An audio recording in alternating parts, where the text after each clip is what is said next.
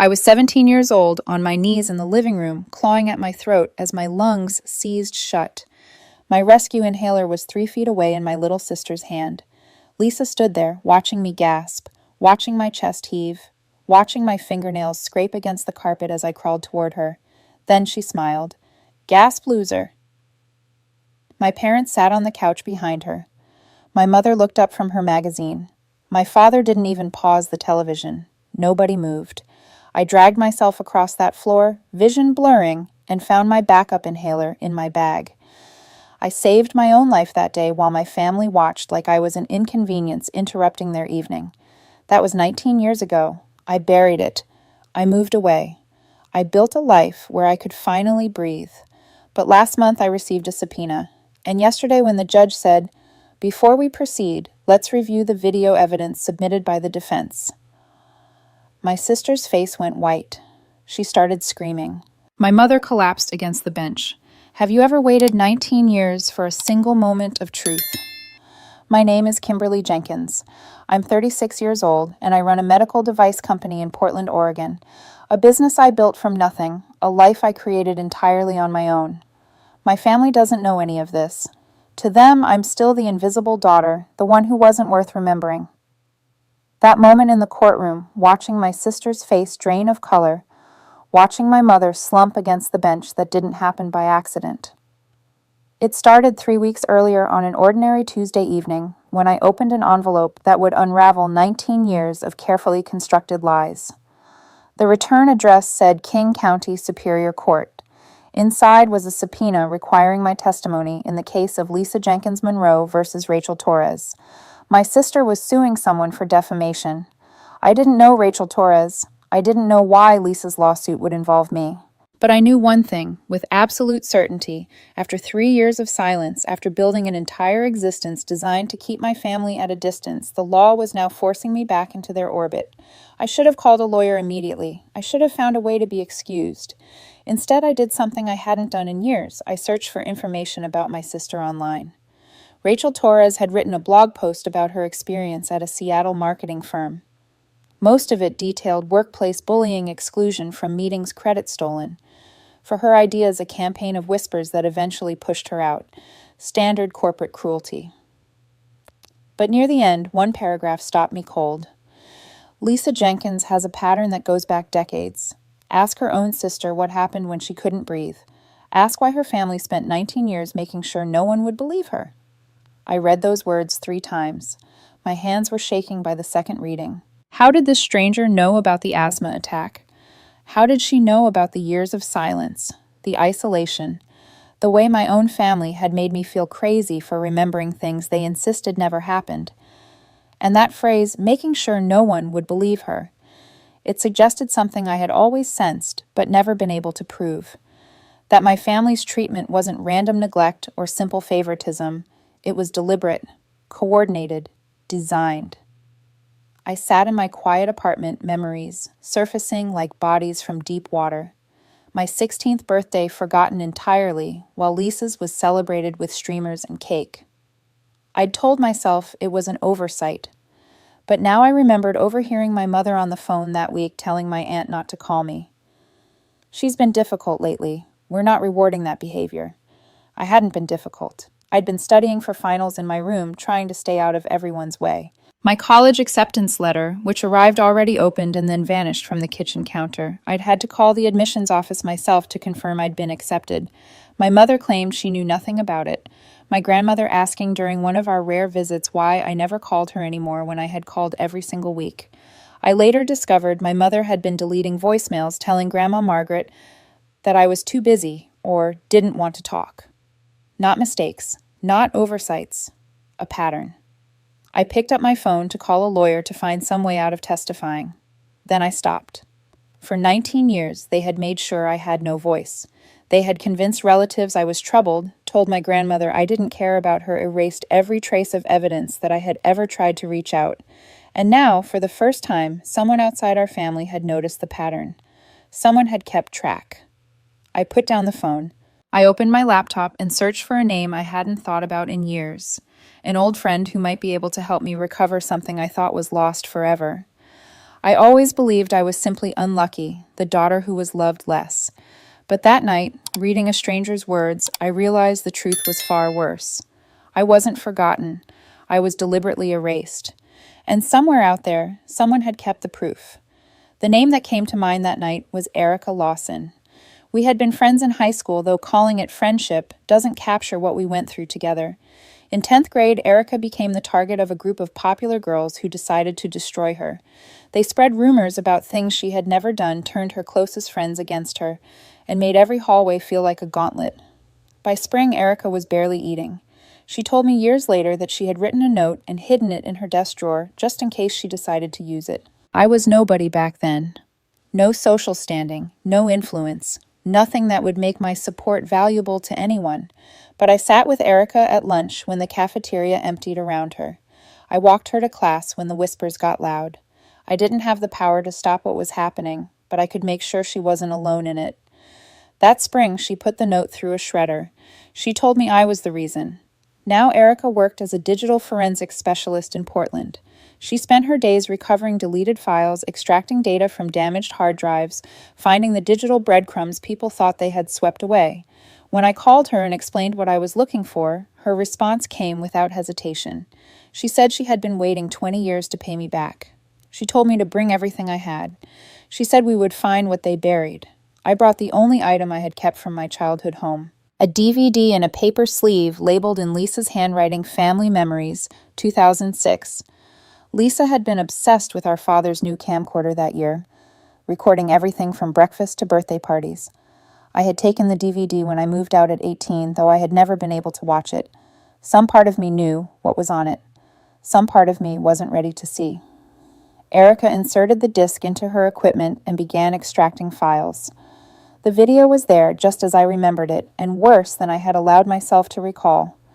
The footage showed me on the living room floor, gasping my hand, reaching toward Lisa. Her voice came through the speakers, young and cold. "Look at her. She's so pathetic. This is hilarious." The camera stayed steady on my face as I struggled to breathe. She had wanted to capture every moment of my suffering, but that wasn't what made Erica sit back in her chair and say my name in a voice I had never heard from her. Lisa had been 14 when she burned that DVD. Old enough to be deliberately cruel, young enough to be careless with technology. She had used the family computer's DVD burner and selected entire folders to copy, not bothering to check what else was included. Mixed in with the video files were email archives. Hundreds of messages between my mother and sister spanning years accidentally preserved on a disk that had sat in my closet for almost 2 decades. Erica opened the first relevant thread dated 2 days after my asthma attack. My mother had written to Lisa, "Delete the video from the camera. And don't mention Kimberly's episodes to Grandma when she visits next week. We need to focus on presenting you well." Lisa's reply, "Already done," also told Grandma that Kim refused to come downstairs for dinner because she was being difficult again. My mother's response, "Perfect. Keep it up. We can't let her ruin your relationship with Grandma. There's too much at stake." Too much at stake. I made Erica read that line to me 3 times because I couldn't process it myself. She kept digging. What emerged over the next several hours was not a collection of isolated incidents. It was a systematic campaign stretching back 19 years, and it had a clear financial motive. My grandmother, Margaret, had been wealthy. Her late husband had built a successful contracting business, and she owned property worth over $400,000. She had 2 granddaughters. The question of who would inherit had apparently been decided long before she died, and my mother and sister had spent nearly 2 decades making sure the answer was Lisa. The emails revealed their strategy in detail. My mother coached Lisa on how to appear devoted to Grandma while feeding Margaret lies about me. Lisa reported back after visits, "Grandma asked about Kim again. I told her Kim said she was too busy to visit. Grandma looked sad, but didn't push." Another email mentioned throwing away a birthday card I had sent before Grandma could see it. My mother told relatives I had mental health issues and warned them not to encourage my behavior by reaching out. The message that made me leave the room and stand in Erica's hallway for 10 minutes was from 8 years ago. Lisa had written, "Mom Grandma mentioned she's updating her will next month. Should I bring up that Kim hasn't visited in 2 years?" My mother's reply, "Yes. And remind her how you drove 3 hours to see her last month. We need to make sure the house and accounts go to you. We've worked too hard to let Kimberly ruin this now." They had erased me from my grandmother's life so Lisa could inherit everything. Every deleted voicemail, every intercepted card, every lie about my mental state had served a single purpose. I wasn't just the unfavored daughter, I was an obstacle to be removed. I still needed to understand how Rachel Torres knew about any of this. The blog post that started everything had contained details no outsider should have possessed, so I found Rachel and asked her to meet me at a coffee shop downtown. She was younger than I expected, maybe early 30s, with tired eyes, that suggested her battle with my sister had cost her more than a job. She explained that her grandmother, Dorothy Torres, had been my grandmother, Margaret's closest friend, for over 40 years. They had attended the same church, shared the same social circle, confided in each other about everything. Margaret had told Dorothy about her growing suspicion that my mother was poisoning her relationship with me. She had been confused when my calls stopped coming, hurt when her attempts to reach out were never returned. Eventually, Margaret started keeping a journal documenting every lie she caught my mother and Lisa telling, every inconsistency she noticed every time something didn't add up. Rachel told me that Margaret had left the journal to Dorothy before she died, with specific instructions. She was only supposed to give it to me when I was ready to fight. If it came too soon, my mother would find a way to destroy it or discredit me. Dorothy needed to wait until there was a moment when the evidence could actually be used. Dorothy had known where I lived for 5 years. She had honored Margaret's wishes and waited. When Lisa's lawsuit against Rachel created a legal arena where documentation would matter, where evidence could be formally submitted and couldn't be dismissed as family drama, Dorothy knew the moment had finally arrived. My grandmother had spent 12 years building a case she knew she might never see. Resolved. She had been fighting for me, even when I didn't know it. For 19 years, I thought I was paranoid, imagining patterns that existed only in my wounded mind. But my grandmother had seen everything. She had written it all down. And before she died, she had made sure the evidence would find its way to me when I was finally ready to use it. They thought they had buried the truth with her. They were wrong. The day of the trial arrived faster than I expected. I had spent 2 weeks preparing with Rachel's attorney, reviewing documents, practicing my testimony, until the words felt steady in my mouth. But nothing could truly prepare me for walking into that courtroom and seeing my family for the first time in 3 years. King County Superior Court was quieter than I had imagined. The proceedings had drawn a small gallery of observers, mostly people connected to the case or curious legal professionals. Lisa sat at the plaintiff's table in an expensive blazer, her posture perfect, her expression composed into careful victimhood. She had dressed for the role she intended to play, a successful professional whose reputation had been destroyed by a vindictive former employee. Her attorney shuffled papers beside her, preparing what I knew would be an aggressive strategy designed to discredit Rachel and anyone who supported her. My mother sat in the front row directly behind Lisa, wearing her best church clothes, a silk blouse, pearl earrings, her hair styled the way she always wore it when she wanted to impress people. Image had always been everything to Patricia Jenkins. She was here to support her wrongly accused daughter, to present the picture of a loving mother standing by her child through unfair persecution. The performance was flawless.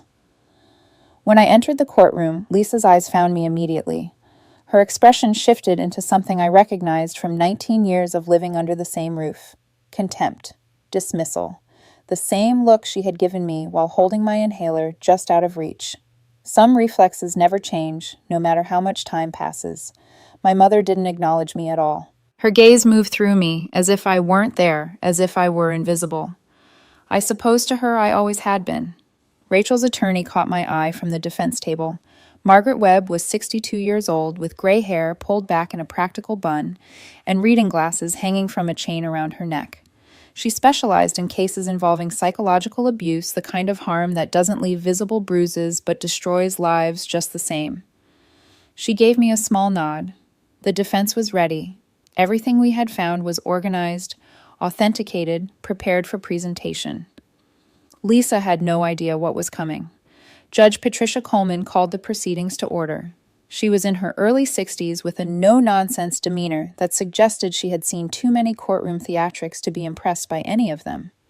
She reviewed the witness list, confirmed the schedule, and invited Lisa's attorney to proceed with cross-examination of the defense witnesses. I was called to the stand. Lisa's attorney approached me with the confidence of someone who believed this would be easy. His first questions came rapid and aggressive. He asked if it was true that I had been estranged from my family for years. I confirmed 3 years. He asked if it was true that I had struggled with mental health issues, that my family had expressed concern about my stability. I kept my voice steady as I answered. I told him that I had been told I had mental health issues, yes, by my mother, in emails to my grandmother, in conversations with relatives. But I pointed out that she had never said it to my face. She had never suggested I get help or see a professional.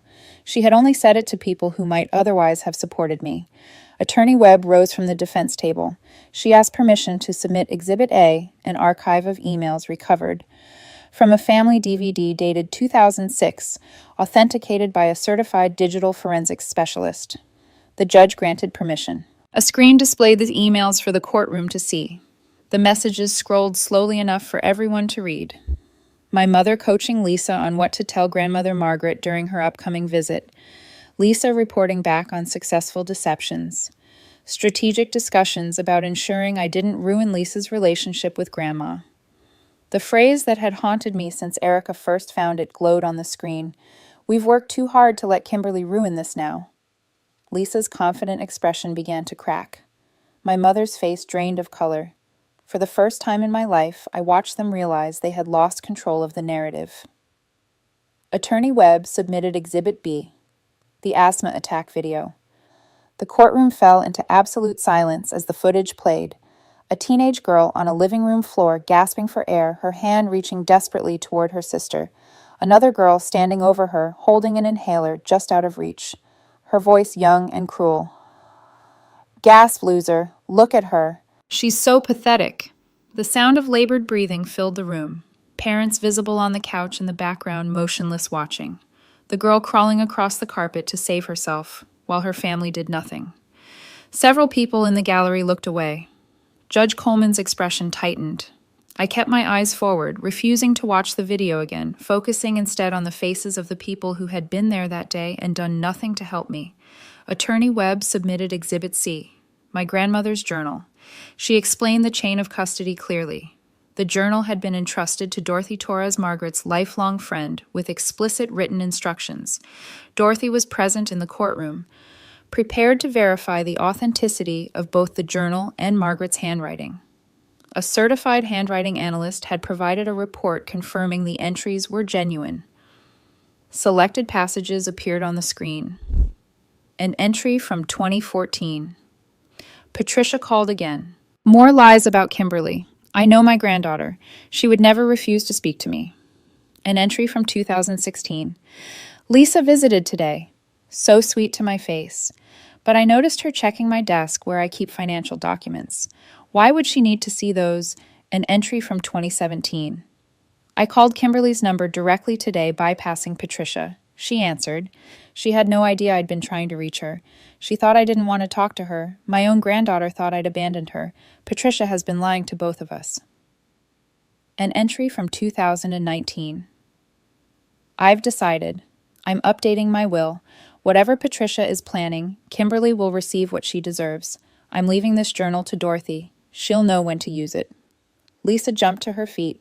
Her voice cracked as she shouted that it was fabricated, that it was a conspiracy against her, that her grandmother had loved her and would never write such things. The judge called for order. My mother slumped in her seat, her face gray, her careful composure finally shattered. The irony was devastating. Lisa had filed this lawsuit claiming she was the victim of a conspiracy. Instead, she had exposed her own. Lisa's attorney made one desperate attempt to salvage the situation.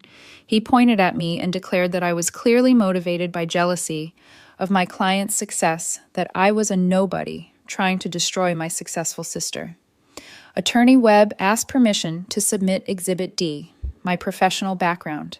The courtroom learned that I was the founder and CEO of MedBreath Technologies, a medical device company specializing in respiratory support equipment. I had turned my worst memory into a mission to help others who struggle to breathe. A major healthcare corporation had recently offered to acquire my company for $15 million. I looked at Lisa's attorney and spoke quietly. I told him I had no reason to be jealous. I had built my own success while they were busy trying to erase me. I was not here for revenge. I was here because the truth matters. Judge Coleman paused. She asked me directly why I had agreed to testify, given everything I had described. She noted that I could have sought an exemption. I touched the small pendant around my neck, the one my grandmother had given me when I was 10 years old. I told her that my grandmother had spent 12 years documenting the truth, hoping someone would eventually believe me. She died before she could see justice. I was here to prove she wasn't wrong about me. I was here because I finally believed I was worth defending. Lisa filed this lawsuit to silence one woman who called her a bully. Instead, she resurrected a grandmother's 12-year fight for justice and proved that some truths refuse to stay buried, no matter how deep you dig the grave. The verdict came 3 days after my testimony. Lisa lost the defamation case decisively. The judge ruled that Rachel's statements about Lisa's pattern of bullying and family manipulation were substantially true, which under American law is an absolute defense against defamation. Truth cannot be defamation, no matter how much it damages someone's reputation. Lisa was ordered to pay Rachel's legal fees, totaling over $40,000. The woman who had spent 19 years taking things that belonged to me was finally forced to pay for something herself. But that was only the beginning of what she lost. The email evidence and my grandmother's journal were now part of public court records. Anyone could access them. Anyone could read the 19 years of strategic cruelty documented in my mother's own words. My attorney filed a petition with the probate court to review my grandmother's estate distribution. The journal showed clear evidence of undue influence. An elderly woman manipulated by her own daughter and granddaughter, fed lies about the grandchild who actually loved her, pressured to change her will based on false information. Combined with the emails showing Lisa and my mother coordinating their deception over more than a decade, there were sufficient grounds for the court to reconsider the original inheritance. This was not a criminal matter. Undue influence on an elderly person is a civil issue. Lisa would not go to prison. But the civil consequences were severe.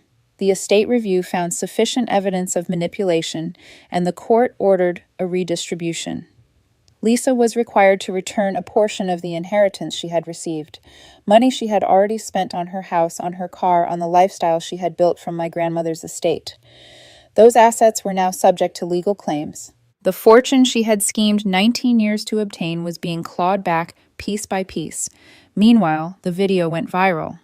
Someone in the courtroom gallery had described it online, and within days, news outlets were requesting the actual footage from court records. Lisa's employer launched an internal investigation. The public court documents revealed a pattern of cruelty that reflected poorly on their corporate image.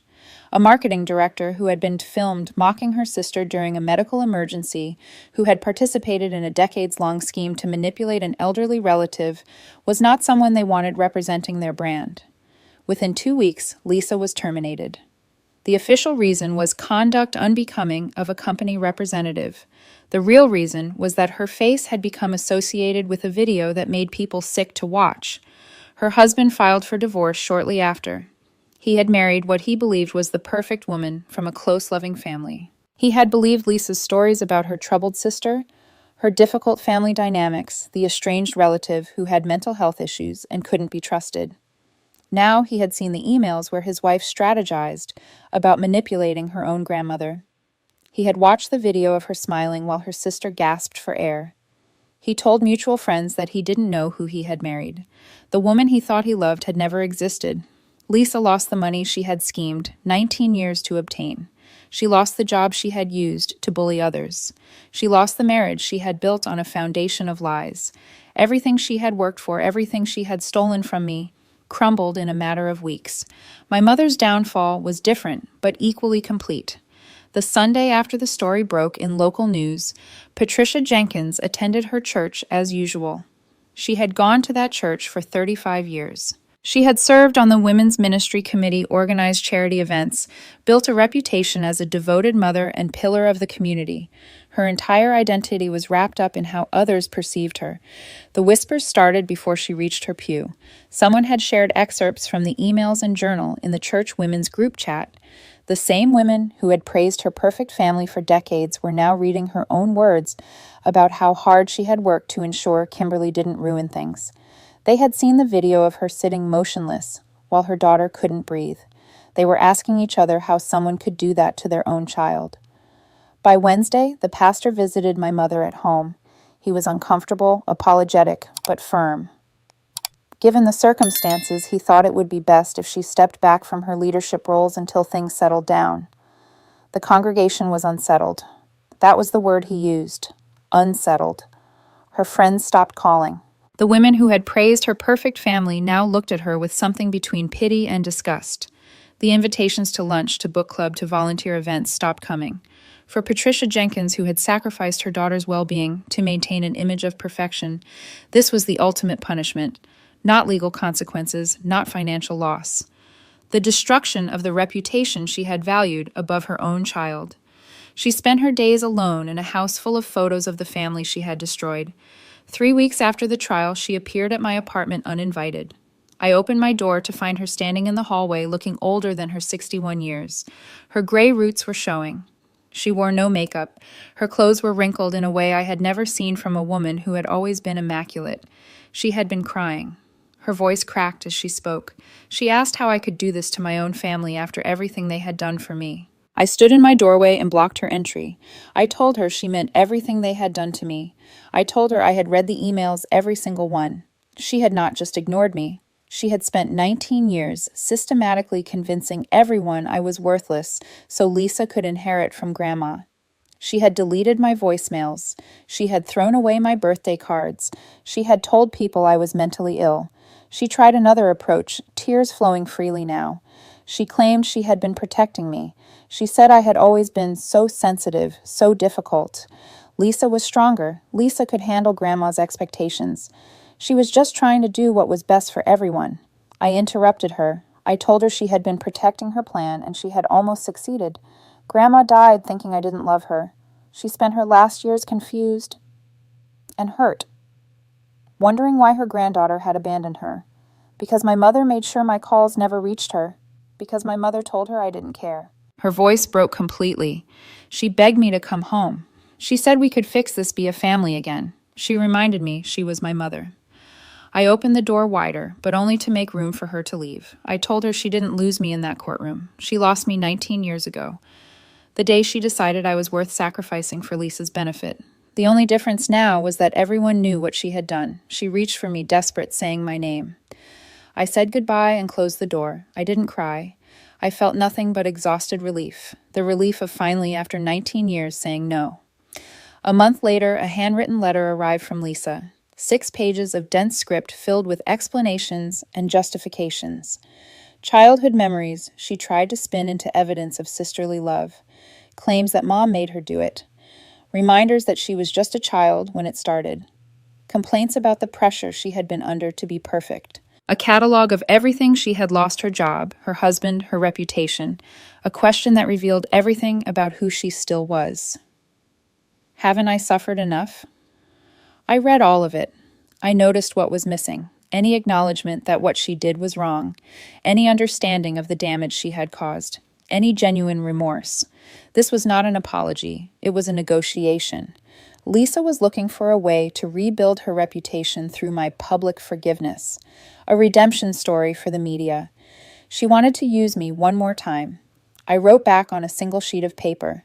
I told her I understood she had been shaped by Mom's choices and pressure, but she had been an adult for most of those 19 years. She had countless opportunities to tell the truth, to reach out to me privately to stop participating. She chose to keep going. That was her choice, not Mom's. I told her I didn't hate her and didn't wish her harm. But I didn't owe her forgiveness, and I wouldn't pretend reconciliation would heal either of us. I hoped she would find peace, but she wouldn't find it through me. They spent 19 years trying to make me invisible. In the end, the only ones who disappeared were them from their jobs, their marriages, their communities, and each other. I didn't destroy them. I just stopped being the foundation they had built their lies on, and without me to stand on, they had nothing. 6 months after the trial, the probate court review finally concluded. The judge had spent 4 months examining my grandmother's journal, the email evidence and testimony from Dorothy Torres. The ruling was clear. There was sufficient evidence that Lisa and my mother had exerted undue influence over an elderly woman, systematically feeding her false information about one granddaughter while positioning the other as the devoted caretaker. The original inheritance distribution was adjusted. Lisa was required to return approximately $180,000. That money now came to me as my grandmother had originally intended before 19 years of lies convinced her that I didn't care about her. I sat with that number for a long time. It could pay off debts, fund expansion of my company, secure my future. But every time I looked at the figure, I thought about what it represented. My grandmother spending her final years confused and heartbroken. My grandmother documenting lies in a journal because she had no other way to fight back. My grandmother leaving instructions with her best friend, hoping that someday the truth would reach me. The money was never the point. The validation was. Proof that I wasn't crazy, wasn't paranoid, wasn't the problem. Someone had seen what was happening. Someone had believed me before I even knew there was something to believe. I didn't keep the inheritance for myself. I established the Margaret Jenkins Fund, a small foundation supporting survivors of family psychological abuse who need help starting over. The money pays for legal consultations, therapy costs, and security deposits for people escaping toxic households. The practical things no one thinks about when they tell abuse survivors to just leave. My grandmother wanted to protect me. Now I extend that protection to others in her name. The email from my father arrived 6 months after the trial from an address I didn't recognize. The subject line said simply, "From your father." I almost deleted it without reading. Robert Jenkins had been present for everything that happened to me and had done nothing. His silence had been its own betrayal, but I opened it. He wrote that he didn't expect a response and didn't deserve one. He admitted he had known what was happening, all of it. He had told himself it wasn't that bad, that I was strong enough to handle it, that maintaining peace was more important than standing up for me. He called himself a coward. He said he had chosen comfort over his own daughter. He told me that my grandmother had called him once about a year before she died. She had asked him to protect me, said that Patricia was destroying my relationship with the family. He had told her he would talk to my mother. He never did. He wrote that he wasn't asking for forgiveness because he knew he didn't deserve it. He just wanted me to know he was sorry, that his silence was as much a betrayal as anything my mother or sister did. I read the email multiple times over 3 days. Anger that he had known and done nothing. Grief for the father I might have had, if he had been braver. Something almost like pity for a man who would spend the rest of his life knowing he had failed. I wrote back eventually. I thanked him for telling me the truth. I said it was more honesty than he had ever given me when it might have mattered. I told him I didn't know if I could forgive him, but I could stop hating him. That was all I had to offer. It wasn't reconciliation. It wasn't closure. But it was honest. After 19 years of lies, honesty felt like something. A few weeks later, I accepted an invitation to speak at a support group for adults estranged from their families. I stood before a room of about 20 people, most of them middle-aged women. I saw myself in their expressions, the wariness of people who had been hurt by those who should have loved them, the exhaustion of spending years wondering if they were the problem. I spoke for 15 minutes about growing up invisible, about the gaslighting and erasure, about discovering that someone who loved me had documented everything. I talked about building a life despite everything, about learning that the people who tried to erase me didn't get to define my worth. When I finished, a woman in her 50s approached me with red eyes. She told me quietly that everyone thought she was being dramatic, that she should just forgive and move on, that family is family. I took her hands and told her that family is supposed to be the people who see you. If they spent years making you invisible, that's not family. That's just people who share your blood. She was allowed to protect herself. She hugged me tightly and cried. I held her and remembered being 17 years old, gasping for air, on a living room floor, surrounded by people who were supposed to love me. I survived. Now I help others survive too. That evening I returned home as darkness settled over Portland. I opened my window and let the cool air fill my apartment. I breathed deeply. No tightness in my chest, no fear, no weight pressing down on me. On my desk sat a framed photo of my grandmother, finally given the place of honor it deserved. She was smiling in the picture, her arm wrapped protectively around my 12-year-old shoulders. It was the only photo from my childhood where I looked happy. Beside the photo lay her journal. I opened it to the last entry written 3 weeks before she died. She had written that she might not live to see justice for her Kimmy, but that she had made peace with that. She had done what she could. Dorothy had the journal. The will was set. She believed that someday her granddaughter would know the truth. She wrote that I was never difficult, never the problem. I was just a girl who deserved to be loved, growing up in a house that had forgotten how. She had always seen me, even when everyone else looked away. She called me her brave, strong, special girl. I was never invisible to her. I closed the journal and wiped my eyes. I picked up my pen and opened my own notebook. The working title was The Invisible Daughter. I turned to the dedication page and finally wrote the words I had been searching for Grandma Margaret, who saw me when I couldn't see myself, and for everyone still waiting to be seen. Your turn is coming. You are not invisible. You never were. In the drawer beside my desk, my rescue inhaler sat unused for months. Not because I was cured, but because I was no longer suffocating under anyone's shadow. My grandmother left me more than money. She left me proof that I wasn't crazy, that I wasn't unlovable, that someone had been fighting for me even when I didn't know it. For 19 years, they made sure I had no voice. Now I use my voice to remind others that the people who tried to erase them don't get to decide their worth. Some stories don't end in applause. They end in truth, and truth is enough. If this story resonates with you, I hope you take one thing away from it. Family is not defined by blood. Family is defined by the people who see you, who protect you, who believe in you, when the world tells you that you are not worth believing. If the people who share your last name have spent years making you feel invisible, small, or worthless, you have every right to walk away. You have every right to build your own family from the people who choose to love you without conditions. To anyone still trapped in a toxic family dynamic, please know this. The confusion you feel is not weakness. The pain you carry is not dramatic. And the patterns you notice are probably real even when they tell you that you are imagining things. Trust yourself. Document what you can. Find people who believe you. And when the moment comes to speak your truth, do not stay silent. Your voice matters. Your story matters. You matter.